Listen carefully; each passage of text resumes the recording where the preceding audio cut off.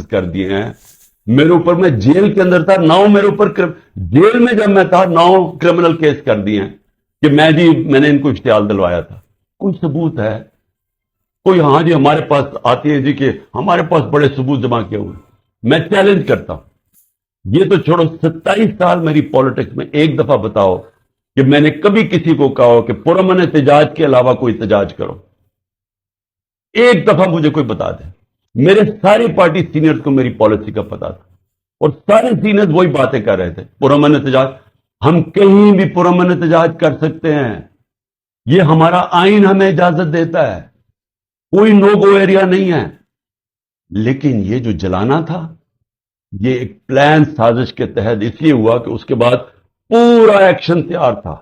ایک دم 48 گھنٹے میں 10,000 لوگوں کو جیلوں میں ڈال دیا اور سارا کچھ بلیک آؤٹ میڈیا سے اور سارا کنٹرول ہو گیا ایک دم.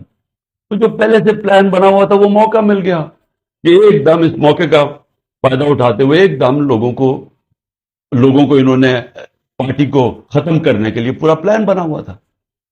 لیکن میں آج آپ سب سے کیوں یہ بات کرنا چاہتا ہوں, دیکھیں جس طرف ہم نکل گئے ہیں نا, آپ یقین کریں اس ملک کا کوئی مستقبل نہیں ہے.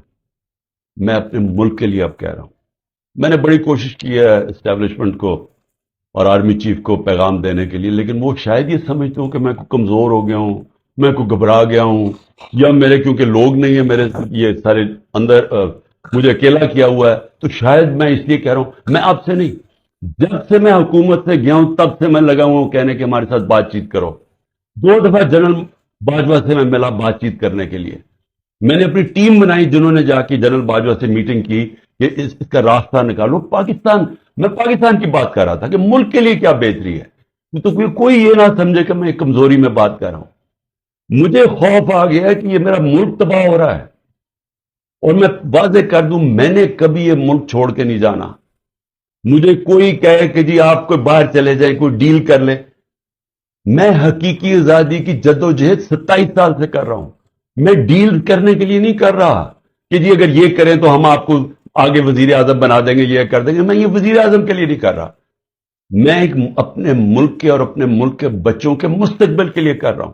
میں باتیں بھی آپ کے لیے اس لیے کہتا ہوں کہ ڈائیلاگ کرو, کیونکہ جس طرف یہ نکل گئے ہیں یہاں تو آگے اندھیرا ہے.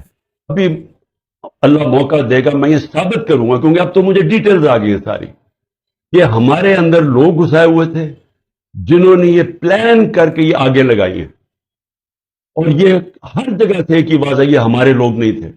میں نے ایک سے پوچھا, ہمارے لوگ چھپے ہوئے تھے, کیونکہ وہ چھپے ہوئے ہیں جیل میں ہیں. مجھے تھوڑا آہستہ آہستہ لیٹ پوری طرح اس کی خبریں ملی ہیں, لیکن جس سے بھی میں نے پوچھا ہے انہوں نے ایک چیز کہی ہے جی کہ ایک دم کوئی لوگ آتے تھے اور یہ ایک دم ساروں کو اشتعال دلواتے تھے کہ چلو وہاں چلو, ادھر چلو جی GHQ چلو.